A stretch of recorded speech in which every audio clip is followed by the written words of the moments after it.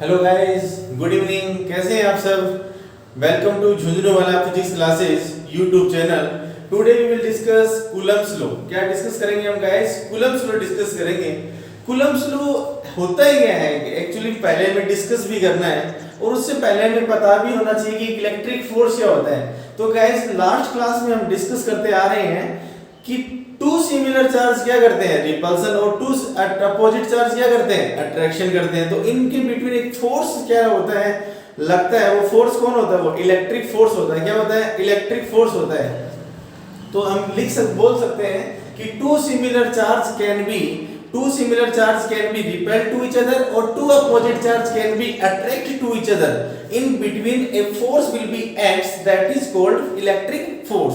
तो देखिए गाइस, हम डिस्कस करेंगे आज की क्लास जो होगी हमारे पास, वो होगी कूलम्ब्स लॉ। क्या होगा? Coulomb's law.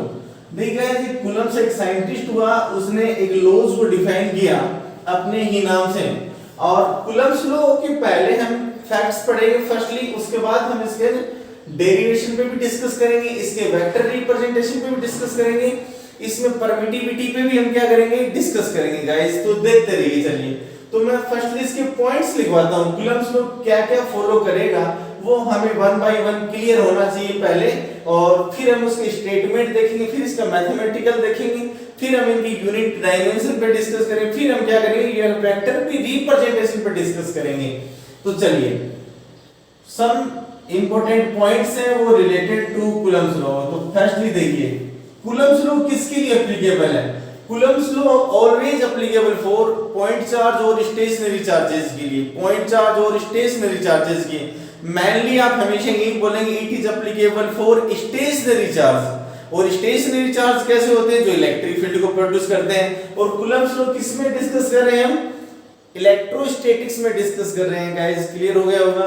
तो चलिए, तो फर्स्टली कूलम्ब्स लॉ तो क्या बोलेंगे, it is applicable for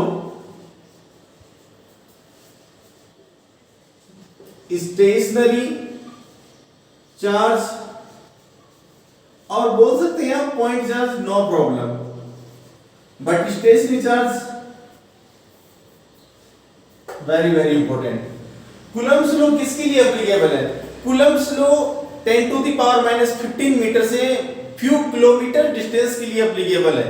few kilometre distance के लिए एप्लीकेबल है। बिलो 10 टू द पावर -15 जो डिस्टेंस है उसके लिए कभी भी एप्लीकेबल नहीं। वो न्यूक्लियर रेंज की डिस्टेंस होती है, उसमें कभी भी आप कूलम्ब्स लॉ नहीं लगा पाएंगे। तो guys, it is applicable for, क्या बोलेंगे आप? It is applicable for 10 to the power -15 metre to few kilometres. क्या हो जाएगा? फ्यू किलोमीटर्स डिस्टेंस जो है उसके लिए ये एप्लीकेबल है। और आप बोलना चाहें तो बोल सकते हैं it is not applicable. It is not applicable for below 10 to the power -15 metre distance. Because ये जो डिस्टेंस होती है वो कौन सी होती है? न्यूक्लियर डिस्टेंस होती है, इसके लिए कभी भी एप्लीकेबल नहीं है। थर्ड पॉइंट हो गया हमारे पास। फोर्थ पॉइंट, कूलम्ब्स लॉ ये किसको फॉलो करता है? इनवर्स स्क्वायर लॉ को फॉलो करता है। कैसे करता है वो मैं बताऊंगा। अभी आप कुछ पॉइंट्स है वो पहले याद रखिए, वन बाय वन एक एक को प्रूव करेंगे हम। तो Coulomb's law follow inverse square law. Clear है नहीं है? और फिफ्थ पॉइंट, कूलम्ब्स लॉ ओबे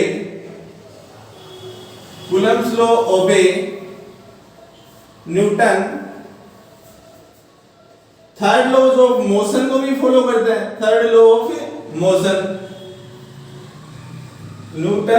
Coulomb's law obey Newton third law of motion. Every action is equal to opposite every reaction. जिसको फॉलो करता है उसको वेक्टर रिप्रेजेंटेशन में फॉलो कर दे, प्रूव कर लेंगे। इनवर्स स्क्वायर लॉ इसकी स्टेटमेंट में ही आ जाएगा, कोई प्रॉब्लम नहीं है। 10 टू द पावर -15 जो बिलो डिस्टेंस, इसके लिए कभी भी एप्लीकेबल नहीं है। It is applicable for 10 to the power -15 metre to few kilometre distance के लिए क्या है? एप्लीकेबल है। और it is applicable for stationary charge और पॉइंट चार्ज। तो गाइस यहाँ तक क्लियर हुआ होगा?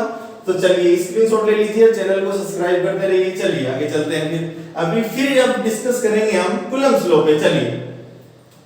चलिए चलते हैं।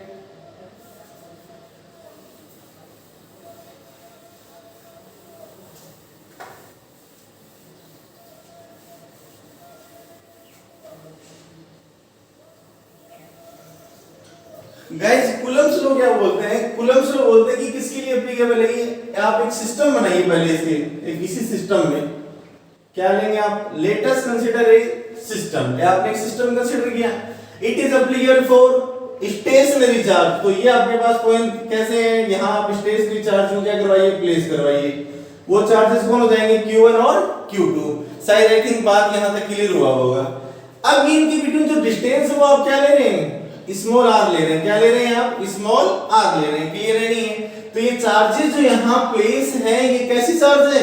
स्टेशनरी चार्ज है। कैसे चार्ज है? स्टेशनरी चार्ज है। तो गाइस इसकी थ्योरी क्या बोलेंगे आप? और ये पॉइंट क्या बोल देंगे आप? ए, और ये दिस पॉइंट क्या बोल देंगे आप? बी।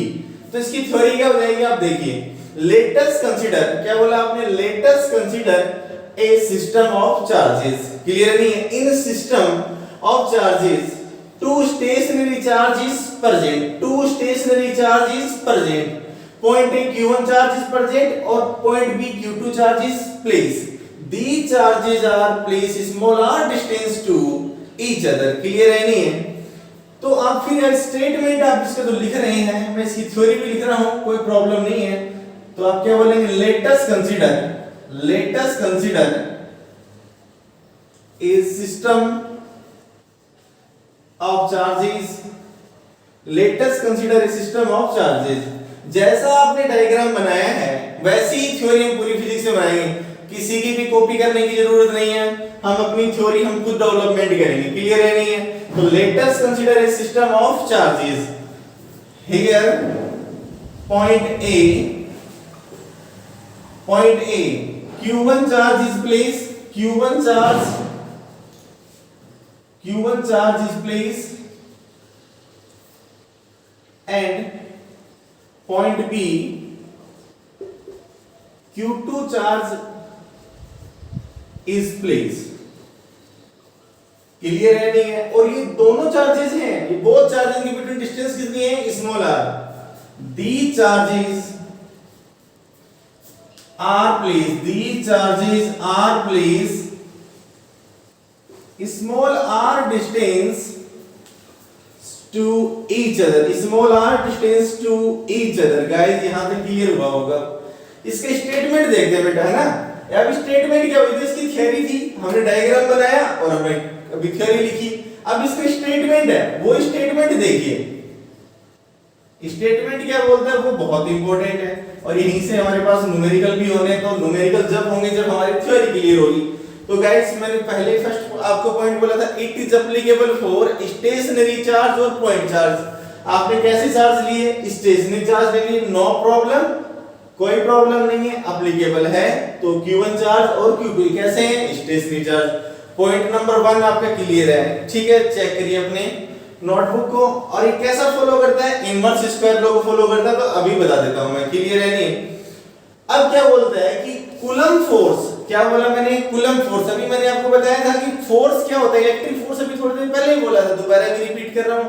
क्या होता है कि two similar charge can be repelled to each other और two opposite charge can be attracted to each other. In between a force will be acts. इनके बिटवीन एक हमेशा क्या करेगा? फोर्स एक्ट करेगा। और that is called, this force is electric force, that is called, this force is electric force। तो याद रखिए, जब भी अगर कोई दो चार्जेस हैं, सिमिलर चार्जेस हैं, तो क्या कर रहे हैं? वो रिपेल कर रहे हैं। अपोजिट चार्जेस क्या कर रहे हैं? अट्रैक्ट कर रहे हैं। मैंने एक एग्जांपल दिया था आपको कि अगर टू बॉयज हैं वो क्या करेंगे? रिपेल करेंगे। वन बॉय वन गर्ल क्या कर देंगे? अट्रैक्ट कर लेंगे। क्लियर नहीं है? मतलब चार्ज की प्रॉपर्टी सिमिलर हो जानी चाहिए। क्लियर है नहीं है? सिमिलर हो जानी चाहिए, चाहे अपोजिट हो जानी चाहिए। तो सिमिलर चार्ज है तो रिपल्सन, अपोजिट चार्जेस है तो क्या करेंगे? वो अट्रैक्शन। क्लियर है नहीं है? चाहे, और हमने इसको ग्लास रोड सिल्क से लास्ट क्लास में क्लियर भी किया था। क्लास नंबर 1 है वो आप चेक करिए वहां से। क्लियर है नहीं है? उसमें पूरा मैंने डिस्क्राइब भी किया था कि आपको कैसे पता चलेगा कौन सी बॉडी कैसा चार्ज रखेगी, किस बॉडी के पास पॉजिटिव होगा, किस बॉडी के पास नेगेटिव चार्ज होगा, वो हम सब डिस्कस डिस्कस कर चुके हैं वीडियो नंबर 1 में, क्लियर है नहीं है। अब ये वीडियो नंबर 3 आपके पास चल रहा है, क्लियर है नहीं। स्टेटमेंट में देखिए, स्टेटमेंट क्या बोलते हैं कि कूलम्स फोर्स, अब मैंने आपको फोर्स, इलेक्ट्रिक फोर्स की डेफिनेशन बता दी है, वो आपको याद रहना चाहिए, क्लियर है। तो कूलम्स फोर्स देखिए मैं लिख रहा हूं, अब क्या हो जाएगा अपने पास, Coulomb's force is directly proportional to the product of charges, charges एक चार्ज नहीं है, यहाँ पे दो चार्ज है तो हम क्या लिखेंगे, उनको चार्जेस लिखेंगे। प्रोडक्ट ऑफ चार्जेस से मेरे पास है F is directly proportional Q1 and Q2, equation number 1। Proportional, directly proportional का मींस ये होता है कि अगर मेरे पास एक क्वांटिटी LHS में, एक क्वांटिटी RHS में, अगर मैं LHS में इंक्रीज कर रहा हूं तो RHS में भी इंक्रीज हो रहा है, क्लियर है नहीं। अगर RHS में इंक्रीज कर रहा हूं तो LHS में भी क्या हो रहा है, इंक्रीज हो रहा है। ये होता है मेरे पास बेटा प्रोपोर्शनल। और इनवर्सली प्रोपोर्शनल, एक क्वांटिटी तो क्या है मेरे पास LHS में A है और इनवर्सली प्रोपोर्शनल यानी इसके डिनोमिनेटर में है। अगर A इंक्रीज तो B ऑटोमेटिकली डिक्रीज है, बिकॉज़ ये डिनोमिनेटर में है ना। और ये अगर A B अगर इंक्रीज है तो ये क्या है, A डिक्रीज, ये इनवर्सली प्रोपोर्शनल है। ये तो आपको याद ही होना चाहिए ना, 11th क्लास से पढ़ते हुए आते हैं, कोई प्रॉब्लम नहीं है। अगर फिर भी नहीं है तो याद हो गया होगा। और क्या हो जाएगा आपके पास, कूलम्स लॉ फॉलो, या Coulomb's force is inversely proportional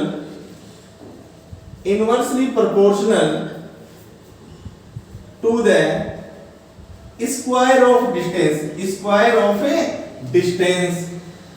inversely proportional to the square of distance, यानी कि कूलम फोर्स F लिखा आपने, इनवर्सली प्रोपोर्शनल यानी कि 1 बाय डिनोमिनेटर में आना चाहिए। कैसा होना चाहिए, स्क्वायर होना चाहिए। किसका होना चाहिए, डिस्टेंस का होना चाहिए। तो इक्वेशन नंबर क्या हो जाएगा आपके पास, 2 हो जाएगा। तो गाइस यहां तक क्लियर हुआ होगा। अब हम इसको आगे सोल्व करते हैं। अब क्या करेंगे हम, फ्रॉम इक्वेशन 1 और 2 को क्या करेंगे बेटा, पिकअप करेंगे, क्लियर है नहीं है। तो मैं ऊपर से थोड़ा सा इतना रिमूव कर लेता हूं और आगे चलते हैं, क्लियर है नहीं है। चलो चलते हैं।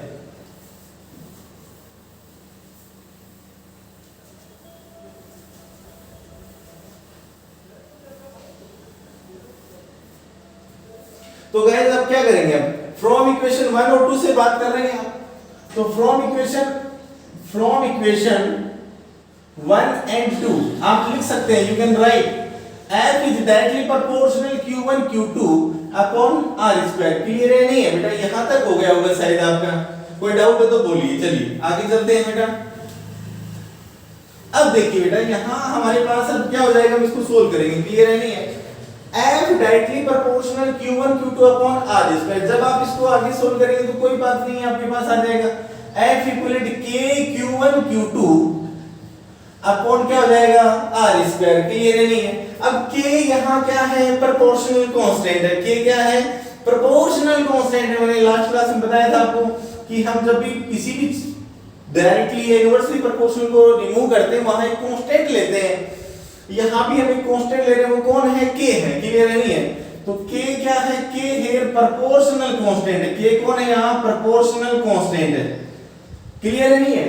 अब यहाँ इसका नाम वगैरह नहीं है तो कोई प्रॉब्लम नहीं है। तो हम इसकी K की वैल्यू होती है 1/4 पाई एप्सिलॉन नॉट। क्या होता है, 1/4 पाई एप्सिलॉन नॉट। क्लियर है नहीं है।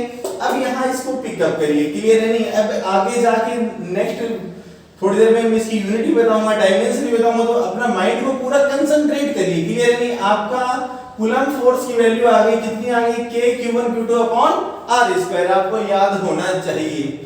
अब अगर यहाँ एप्सिलॉन नॉट, यहाँ K की वैल्यू कितना होगा, 1/4 पाई एप्सिलॉन नॉट। इसकी वैल्यू होती है 9 × 10⁹ न्यूटन इंटू मीटर स्क्वायर पर क्या हो गया मेरे पास, कूलम स्क्वायर। क्लियर है नहीं है। अब आपको याद रहना चाहिए, एक होता है मेरे पास यहाँ एप्सिलॉन 4 क्या है, इंटीजर नंबर, पाई क्या है, कोई 3.14 आप ले सकते हैं, पाई भी कह दे, कांस्टेंट भी बिहेव करता है। एप्सिलॉन नॉट की बात आती है, वो बहुत इंपॉर्टेंट है। एप्सिलॉन नॉट होती है परमिटिविटी ऑफ वैक्यूम। क्या होती है, permittivity of vacuum epsilon not. एक होती है मेरे पास एप्सिलॉन, क्या हो जाएगा वो, परमिटिविटी। अभी बताऊंगा मैं परमिटिविटी क्या होती है।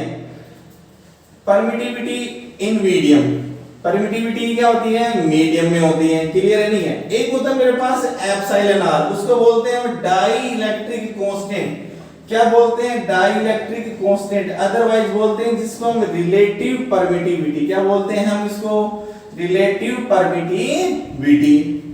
ये 3 सिंबल है, देखो बेटा ये याद ही रखने होंगे। अगर एप्सिलॉन नोट आ जाए तब आपको क्या बोलना है, परमिटिविटी ऑफ वैक्यूम बोलना है। एप्सिलॉन आ जाए तब आपको क्या बोलना है, परमिटिविटी इन मीडियम बोलना है। और एप्सिलॉन आर जब भी आपको मिले तो आप क्या बोलेंगे, dielectric constant, otherwise relative permittivity, clear है नहीं है। परमिटिविटी का भी अभी डिस्कस करेंगे, थोड़ी देर बाद में करेंगे परमिटिविटी क्या होती है, what do you mean by permittivity, ठीक है। अब आप यहां k की वैल्यू पुट अप करें, k की वैल्यू कितना लिया आपने कांस्टेंट में, 1/4 पाई एप्सिलॉन, और अब आप इसको इक्वेशन नंबर क्या बोल देंगे, 3। तो अब आप यहां से चलिए, उसके बाद आप क्या करेंगे, F equivalent 1/4 pi epsilon not Q1 Q2 upon क्या हो गया, R स्क्वायर, क्लियर है नहीं है। और ये कूलम्ब्स फोर्स किसमें बोला बेटा, वैक्यूम में आ गया, किसमें आ गया हमारे पास, वैक्यूम में। अगर आप इसको वेक्टर रिप्रेजेंटेशन में लिख रहे हैं, क्या लिख रहे हैं, इन वेक्टर रिप्रेजेंटेशन में, वेक्टर रिप्रेजेंटेशन कर रहे हैं तो आप लिख सकते हैं, यहां एरो लगा दें, LHS साइड में 1/4 पाई एप्सिलॉन नॉट, क्लियर है नहीं है। और Q1 Q2 अपॉन में क्या हो गया आपके पास, R स्क्वायर, और RHS में क्या कर देंगे आप, एक यूनिट वेक्टर लगा देंगे, क्लियर है नहीं है। और बेटा यहां हम आपके पास जो एप्सिलॉन नॉट आए हैं, इसकी भी एक वैल्यू होती है अपने आप में। वो वैल्यू कितनी होती है एप्सिलॉन नॉट की, वो 8.85 into 10⁻⁻12 कूलम स्क्वायर पर न्यूटन इनटू मीटर स्क्वायर। अभी थोड़ी देर में हम इनकी यूनिट भी निकालेंगे, डायमेंशन भी निकालेंगे, ठीक है ना, और ये वैल्यू भी निकाल के दिखा देंगे, आपको कोई प्रॉब्लम नहीं है ना। चलिए, और याद रखें तो अच्छा है, वैल्यूज तो आपको याद ही रहनी चाहिए, है ना, कोई प्रॉब्लम नहीं है इतना तो आपको। तो अब आप आगे चलिए, अब आप आगे क्या करेंगे, अगर आपसे कभी पूछा जाता है कूलम्ब्स फोर्स इन मीडियम में, कभी भी पूछी जाए, क्या पूछा जाए आपसे, कूलम्ब्स फोर्स इन मीडियम में पूछा जाए, तब क्या करेंगे, Coulomb's force in medium, Coulomb's force in medium में जब भी आपको पूछा जाए तब आप क्या करेंगे, तो F मीडियम इज इक्वल, और वेक्टर, तो 1/4 पाई। अब today now epsilon naught is replaced by epsilon, because we are want to discuss in medium, तो medium in permittivity in medium is represented by epsilon, तो epsilon Q1 Q2 upon R square और R cap, clear है नहीं है। चलिए, कोई doubt हो तो बताइए बेटा, है ना। चलिए स्क्रीनशॉट ले लीजिए, अभी डिस्कस करते हैं। अभी बेटा आप इक्वेशन 3 को आप माइंड में पूरा पिकअप अच्छे से रखिए, कोई दिक्कत नहीं है। चलिए स्क्रीनशॉट ले लीजिए, चलते हैं। चलिए गाइस चलते हैं आगे। अभी बार again and again we are repeating permittivity क्या है बेटा, परमिटिविटी पे भी डिस्कस करते हैं। परमिटिविटी किसी मीडियम का क्या होती है, प्रॉपर्टी होती है। इस इक्वेशन को आप याद ही रखिए, क्लियर, मैं ऊपर लिख देता हूं, इसको कोई प्रॉब्लम नहीं है, ठीक है। परमिटिविटी किसी मीडियम की क्या होती है, प्रॉपर्टी होती है, और which is determined to electric force between two charges in medium. जहां वो सिचुएटेड है किसी मीडियम में, उनको इलेक्ट्रिक फोर्स को क्या करती है, डिफाइन करती है, क्लियर है नहीं है। तो आप बोल सकते हैं कि what do you mean by permittivity, तो permittivity is a property of medium, permittivity is a property of a medium which is determined to electric force between two charges situated in a medium, that is called permittivity, clear है नहीं है। चलिए अब हम आगे चलते हैं। अगर आपको मैं लिख भी देता हूं, कोई दिक्कत नहीं। Permittivity is a property of medium, permittivity is a property of medium which is determined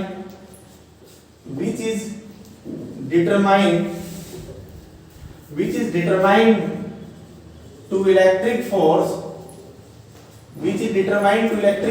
between two charges placed in a medium,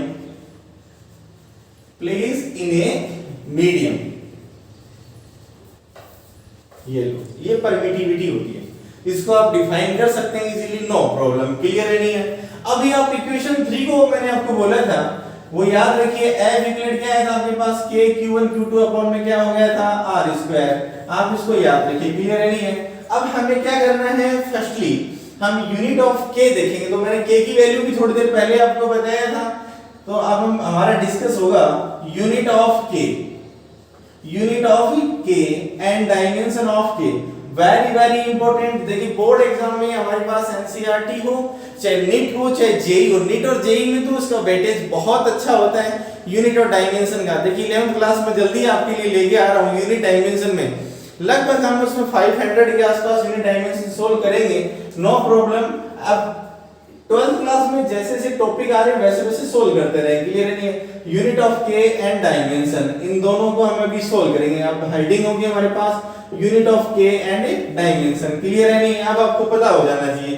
तो अब आप क्या बोलेंगे, फ्रॉम इक्वेशन थर्ड, ये इक्वेशन नंबर आपके पास क्या चल रहा है, थर्ड चल रहा है, तो फ्रॉम इक्वेशन थर्ड, क्लियर है नहीं है। तो F equivalent k q1 q2 upon में क्या है r स्क्वायर, क्लियर है नहीं। अब आप इसको बेटा क्रॉस मल्टीप्लाई कर दीजिए, कोई प्रॉब्लम नहीं है।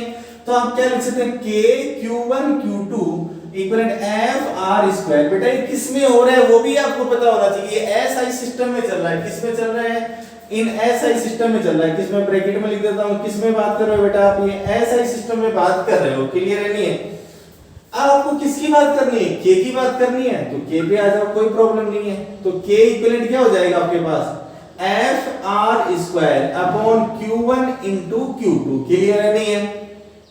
अच्छा k फोर्स को किस में अज्यूम करोगे आप, न्यूटन में, डिस्टेंस को किस में लोगे, मीटर, तो मीटर स्क्वायर, क्लियर है नहीं है। और चार्ज को किस में लोगे, कूलम, तो कूलम इंटू में क्या हो गया आपके पास, कूलम, तो आपके पास आंसर हो जाएगा न्यूटन इंटू मीटर स्क्वायर पर क्या बन गया आपके पास, कूलम स्क्वायर। बेटा यहां तक क्लियर हो गया होगा शायद। बेटा कभी भी अगर ये सीजीएस में आपसे बात करें, क्या करिए, आपसे पूछे कभी, आप बोलो भैया मैं सीजीएस में बताओ, आपने एसआई में बता दिया, तो सीजीएस में कन्वर्ट कर लो। न्यूटन को किस में लेते हैं आप, डाइन में लेते हो, मीटर को किस में लेते हो आप, सेंटीमीटर में लेते हैं, और कूलम को किस में लेते हो, स्टेट कूलम। सीजीएस में क्या लेते हैं, स्टेट कूलम।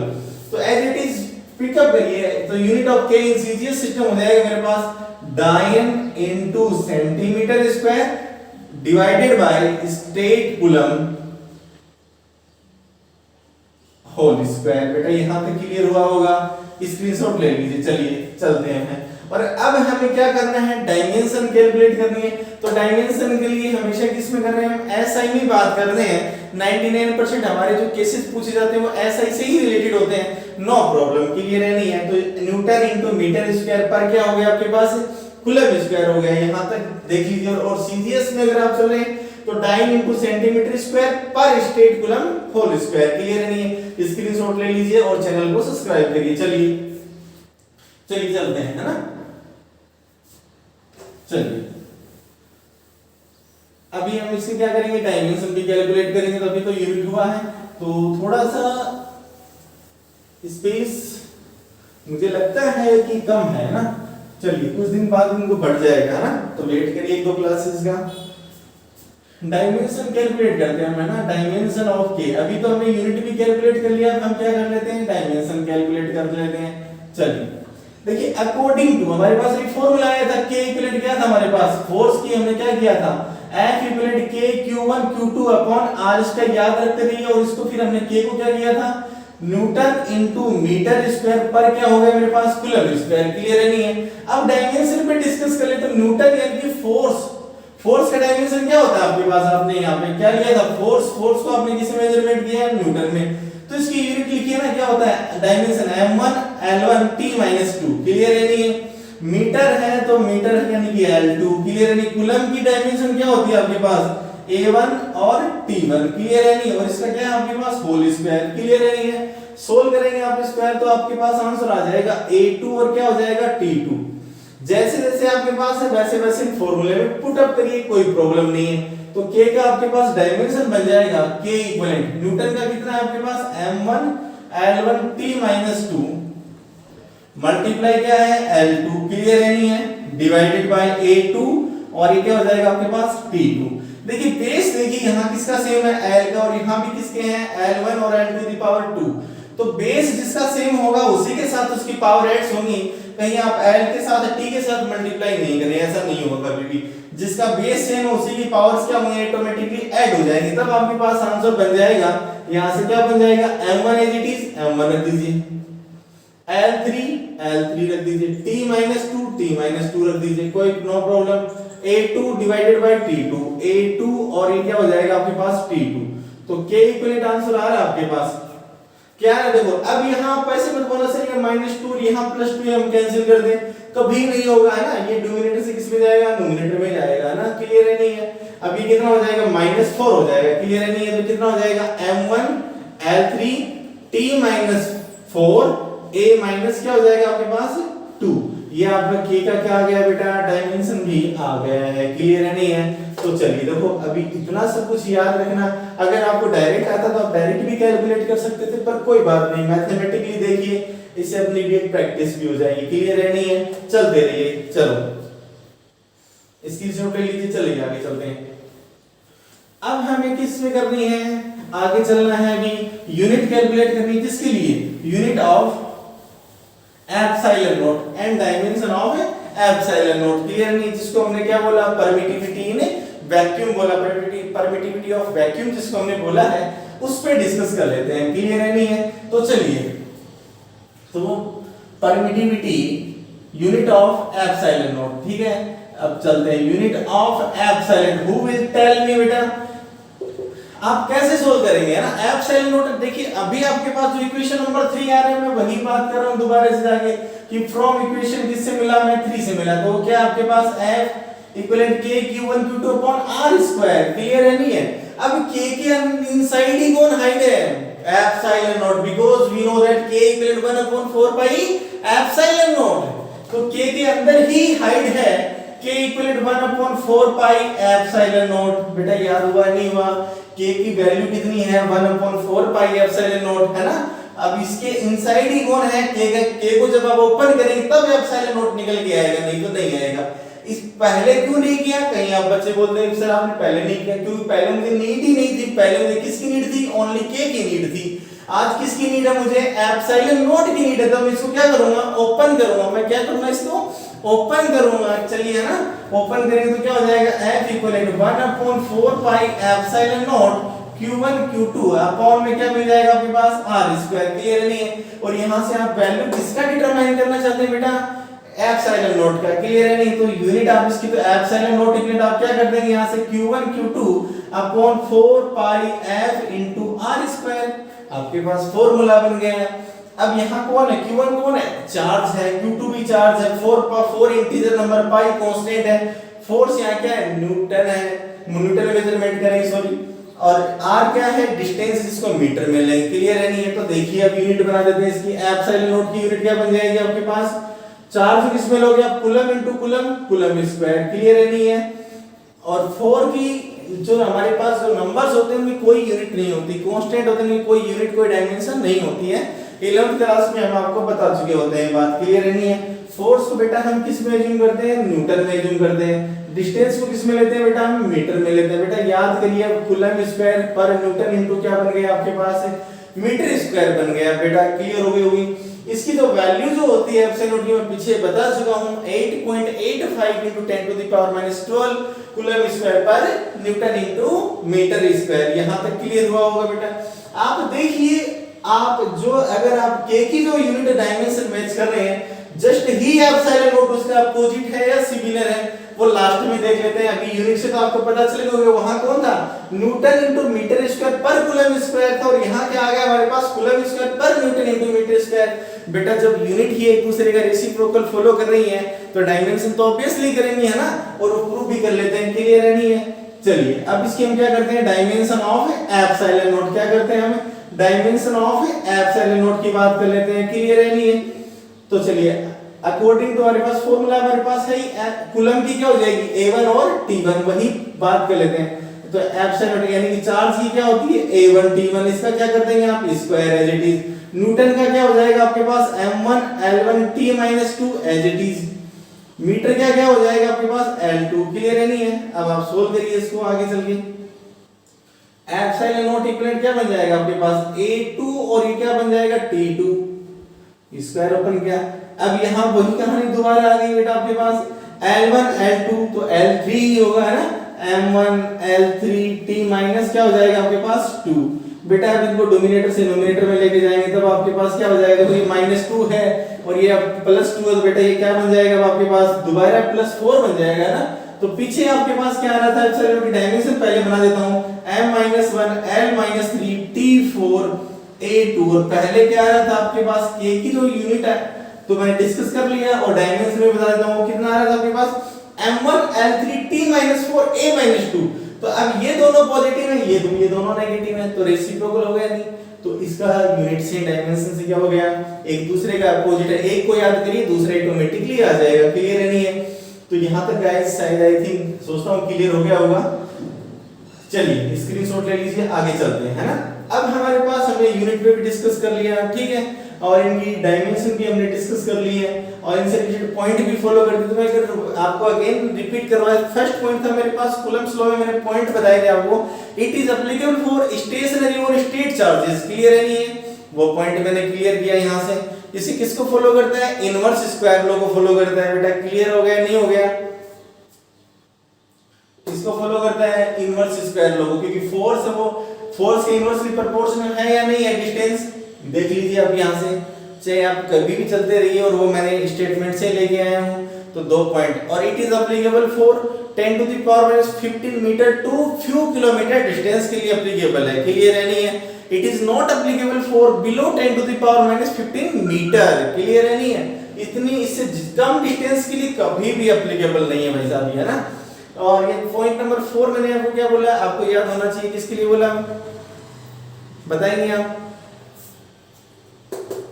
के, अभी मैंने उसके लिए आपको फॉलो करवाया था। और एप्सिलॉन नॉट और के की यूनिट भी हम निकाल चुके हैं। क्या फॉलो करता है, Newton third laws of motion को फॉलो करता है। Every action is equal to opposite reaction, वो अभी फॉलो करेंगे। क्लियर है नहीं है? अब हम डिस्कस करेंगे रिलेटिव परमिटिविटी। किसको डिस्कस करेंगे हम, रिलेटिव परमिटिविटी। चलिए आगे चलते हैं। चलिए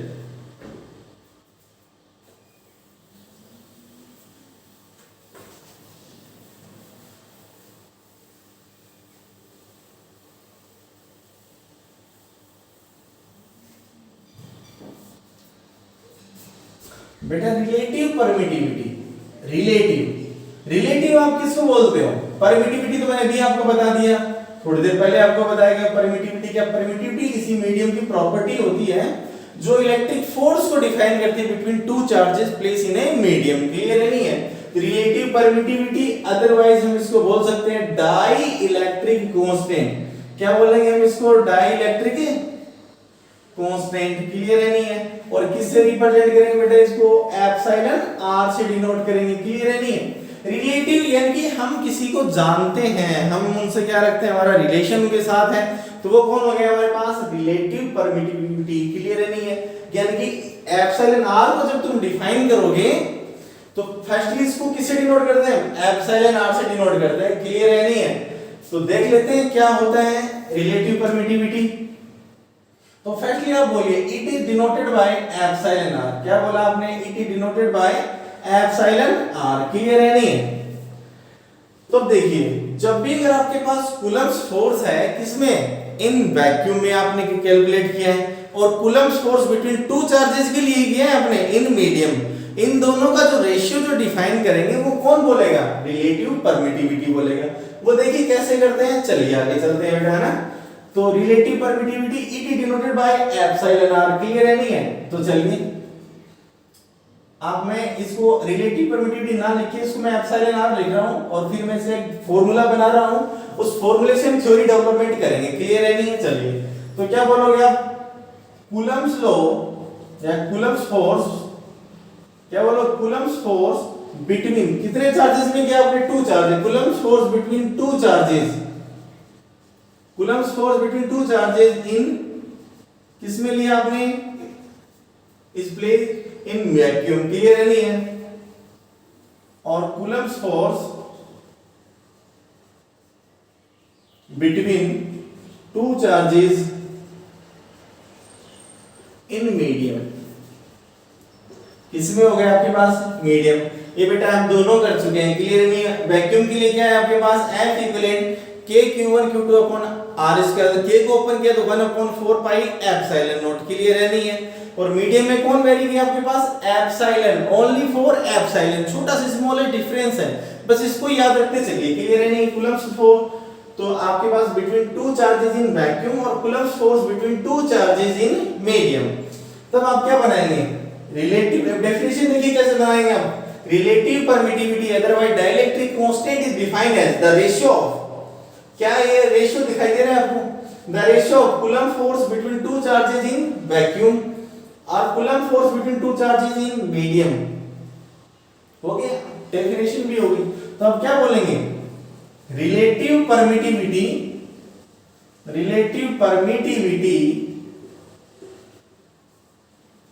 is defined as Coulomb's force between two charges, Coulomb's force between two charges in vacuum and Coulomb's force between two charges in medium, ठीक है। तो एप्सिलॉन आर मीडियम के लिए आप क्या, वैक्यूम के लिए क्या करें 1/4 पाई epsilon not Q1 Q2 upon में क्या मिल जाएगा आपके पास R स्क्वायर, और मीडियम के लिए क्या होगा आपके पास 1/4 pi epsilon Q1 Q2 upon क्या मिला आपके पास R स्क्वायर, कैंसिल करिए बेटा इनको और 4 पाई, ये 4 टर्म में कहां चला जाएगा आपके पास, फर्स्ट टर्म में आ जाएगा। एप्सिलॉन अपॉन में कितना बन गया आपके पास एप्सिलॉन नॉट, क्लियर है नहीं है। तो द रेशियो ऑफ, अब आपके पास आ गया क्या, आ गया आपके पास epsilon r equal epsilon upon epsilon. अब आप इसको क्रॉस मल्टीप्लाई भी कर सकते हैं, तो epsilon not into epsilon r। अगर कभी भी अगर आपको परमिटिविटी इन मीडियम में अगर एप्सिलॉन नॉट एप्सिलॉन r भी रखा हुआ मिल जाए तो कोई भी प्रॉब्लम नहीं है। तो यहां से हमने एक नई डेफिनेशन और बना ली। तो कभी क्वेश्चन मिल जाए आपको define the permittivity in medium, तो आप क्या बोलेंगे, the product of permittivity in vacuum and dielectric constant, that is called relativity permittivity in medium, clear है नहीं है। तो अब आपके पास एक नई डेफिनेशन बनी, दोबारा बोल रहा हूं, एप्सिलॉन क्या है, permittivity in medium, epsilon not permittivity in vacuum, epsilon r dielectric constant, clear है नहीं है।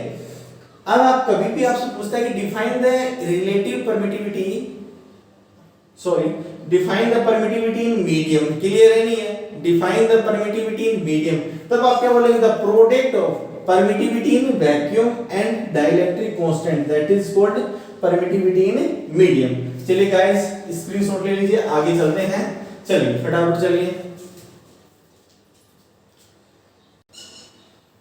चलिए गाइस स्क्रीनशॉट ले लीजिए और चैनल को सब्सक्राइब करते रहिए, कोई दिक्कत नहीं। चलिए आगे चलते हैं।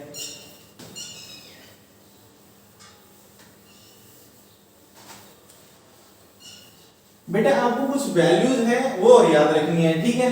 वो वैल्यू आप कैसे याद रखेंगे, कोई दिक्कत नहीं। चलिए एप्सिलॉन r से रिलेटेड, तो आप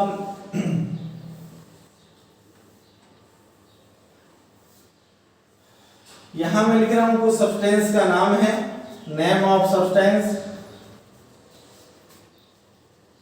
और यहां value of dielectric constant. Epsilon r क्या है, value of dielectric constant. Name of substance, suppose that आपको एयर के लिए पूछा जाए तो डाइलेक्ट्रिक कांस्टेंट आप क्या बोलेंगे, अप्रोक्सीमेटली 1। एयर के लिए क्या हो जाएगा 1। ऑक्सीजन के लिए अप्रोक्सीमेटली 1। वैक्यूम के लिए भी अप्रोक्सीमेटली कितनी होती है, इसकी वैल्यू 1 होती है। मेटल्स के लिए बेटा इसकी वैल्यू जो होती है वो कितनी होता है, इनफाइनाइट। और वाटर के लिए आप जब भी वाटर भी कौन से बात करेंगे, डिस्टिल, उसकी वैल्यू होती है इसके लिए 80 आपको। और ग्लास के लिए आप वैल्यू, आप डरे नहीं, ज्यादा वैल्यू आएंगे वो आपको गिवन होंगी, वो 5 to 7 भी वेरी कर लेते हैं, कोई 6 to 8 भी वेरी करवा देता है। हर के अलग अलग डाटा होते हैं, वो वैल्यू आपको याद रखना है। नेम ऑफ सब्सटेंस, एयर के लिए रिलेटिव परमिटिविटी की कभी वैल्यू पूछी जाए तो 1, ऑक्सीजन के लिए 1, और वैक्यूम के लिए भी 1, मेटल्स के लिए इनफाइनाइट, वाटर के लिए 80 और ग्लास के लिए 5 to 7, ठीक है ना। ऐसे कभी आपको रबर वगैरह है, ऑयल वगैरह इन सब की वैल्यू आपको गिवन होंगी क्वेश्चन में, आप इजीली इसको क्या कर पाओगे, क्लियर है नहीं है। चलिए यहाँ तक हो गया होगा, स्क्रीनशॉट ले लीजिए। चलिए चलते हैं आगे।